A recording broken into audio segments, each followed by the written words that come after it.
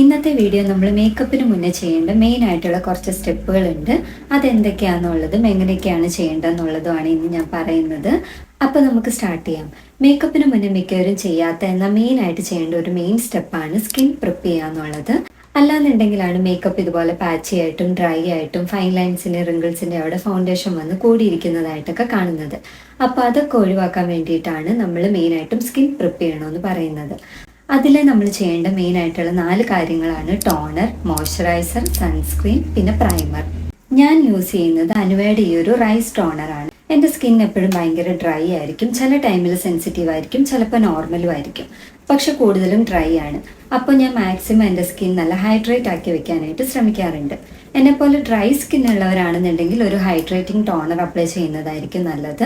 അല്ലാന്നുണ്ടെങ്കിൽ സെൻസിറ്റീവ് സ്കിന്നോ അല്ലെങ്കിൽ acne prone സ്കിന്നൊക്കെ ആണെന്നുണ്ടെങ്കിൽ ഒരു സൂത്തിങ് ടോണർ അപ്ലൈ ചെയ്യുന്നതാണ് നല്ലത്. പിന്നെ മിക്കവരും ചോദിക്കുന്ന ഒരു കാര്യമാണ് ടോണർ എന്തിനാണ് അപ്ലൈ ചെയ്യുന്നതെന്നുള്ളത്. ടോണർ നമ്മൾ മെയിനായിട്ട് അപ്ലൈ ചെയ്യുന്നത് നമ്മൾ ഫേസ് ക്ലെൻസ് ചെയ്തതിന് ശേഷം നമ്മുടെ സ്കിന്നിൻ്റെ pH ലെവലിൽ ചെറിയൊരു വേരിയേഷൻ വരും. അപ്പോൾ അത് റീസ്റ്റോർ ചെയ്യാൻ വേണ്ടി ഹെൽപ്പ് ചെയ്യുന്ന ഒന്നാണ് ടോണർ.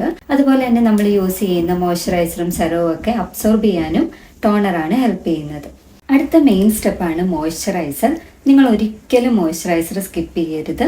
അതുപോലെ തന്നെ നിങ്ങളുടെ സ്കിൻ ടൈപ്പിനനുസരിച്ചുള്ള മോയ്സ്ചറൈസർ തന്നെ വേണം യൂസ് ചെയ്യാനായിട്ട്. ഞാൻ മേക്കപ്പിന് മുന്നേ യൂസ് ചെയ്തുകൊണ്ടിരുന്നത് മിക്സോണിൻ്റെ ഈ ഒരു മോയ്സ്ചറൈസർ ആയിരുന്നു. ഇതെൻ്റെ ഒരു ഫേവറേറ്റ് മോയ്സ്ചറൈസർ ആയിരുന്നേ. ഇത് ഓൾമോസ്റ്റ് കഴിയാറായി. ഇപ്പം ഞാൻ യൂസ് ചെയ്യുന്നത് ഫുള്ളിയുടെ ഈ ഒരു ഗ്രീൻ ടൊമാറ്റോ ക്രീമാണ്. ഇത് രണ്ടും നല്ലൊരു മോയ്സ്ചറൈസർ ആണ് കേട്ടോ. എൻ്റെ പോലെ ഡ്രൈ സ്കിൻ ഉള്ളവർക്കും അതുപോലെ തന്നെ സെൻസിറ്റീവ് സ്കിൻ ഉള്ളവർക്കൊക്കെ യൂസ് ചെയ്യാൻ പറ്റിയ 2 മോയ്സ്ചറൈസറാണിത്. പിന്നെ അല്ലാതെയുള്ള ടൈമിൽ ഞാൻ യൂസ് ചെയ്യുന്ന ഒരു ക്രീമാണ് ഡോക്ടർ ആൽത്തിയയുടെ ഈ ഒരു 147 ബാരിയർ ക്രീം. ഇത് ഞാൻ യൂസ് ചെയ്യാൻ തുടങ്ങിയത് എൻ്റെ കാര്യത്തിൽ ഞാൻ പല മേക്കപ്പ് ബ്രാൻഡുകളുടെ പ്രോഡക്ട്സുകൾ യൂസ് ചെയ്യുന്നത് കൊണ്ട് ചില പ്രൊഡക്ട്സ് യൂസ് ചെയ്യുമ്പോൾ ചെറിയ പംപ്സ് വരാറുണ്ട്, അതുപോലെ തന്നെ റെഡ്നെസ്സും വരാറുണ്ട്. അപ്പോൾ ആ ടൈമിലാണ് ഞാൻ ഇത് യൂസ് ചെയ്യാൻ തുടങ്ങിയത്. ഇത് കൂടുതലും ഞാൻ നൈറ്റാണ് യൂസ് ചെയ്യാറുള്ളത്. പിന്നെ അതുപോലെ തന്നെ മേക്കപ്പ് ഇടാത്ത ടൈമിലും ഒക്കെയാണ് ഞാൻ ഇത് കൂടുതൽ യൂസ് ചെയ്യാറുള്ളത്. ഇത് നോർമൽ ടു ഡ്രൈ സ്കിൻ ടൈപ്പുകാർക്ക് നല്ലതാണ്. ഇതിൻ്റെ തന്നെ 345 ബാരിയർ ക്രീം ഉണ്ട്. അതിപ്പോൾ നിങ്ങൾക്ക് ഓയിലി സ്കിന്നോ അല്ലെങ്കിൽ ആക്നെ പ്രോൺ സ്കിന്നൊക്കെ ആണെന്നുണ്ടെങ്കിൽ അതായിരിക്കും കുറച്ചും കൂടി ബെറ്റർ. പിന്നെ നിങ്ങൾ മോയ്സ്ചറൈസർ അപ്ലൈ ചെയ്യുമ്പോൾ മാക്സിമം കണ്ണിനടിയിൽ അപ്ലൈ ചെയ്യാതിരിക്കുക.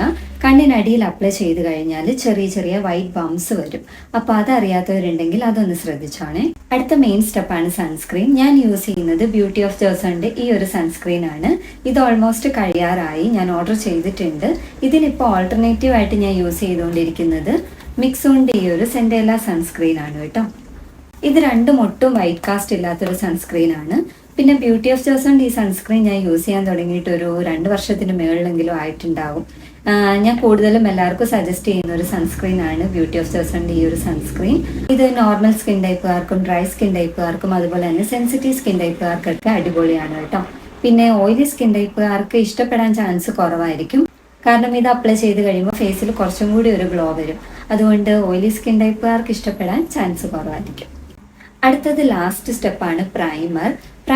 പക്ഷെ ഞാൻ അങ്ങനെ യൂസ് ചെയ്യാറില്ല. യൂസ് ചെയ്യുമ്പോൾ യൂസ് ചെയ്യാറുള്ളത് ആലഫ് ബ്യൂട്ടിയുടെ ഈ ഒരു സെറം പ്രൈമറാണ്. ഇത് ന്യൂസിലാൻഡ് ബേസ്ഡ് ഉള്ള ഒരു ബ്രാൻഡാണ്. പിന്നെ നിങ്ങൾ പ്രൈമർ അപ്ലൈ ചെയ്യുമ്പോൾ നിങ്ങളുടെ സ്കിൻ ടൈപ്പിനനുസരിച്ചുള്ള പ്രൈമർ തന്നെ വേണം അപ്ലൈ ചെയ്യാനായിട്ട്.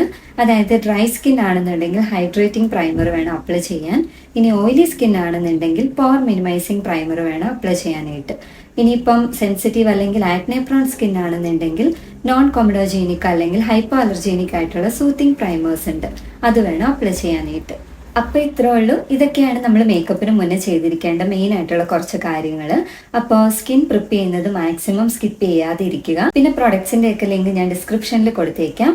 വീഡിയോ ഇഷ്ടപ്പെട്ടെങ്കിൽ ലൈക്ക് ചെയ്യണം, ഷെയർ ചെയ്യണം. വീഡിയോ ആദ്യമായിട്ട് കാണുന്നവരാണെന്നുണ്ടെങ്കിൽ സബ്സ്ക്രൈബ് ചെയ്യാനും മറക്കല്ലേ.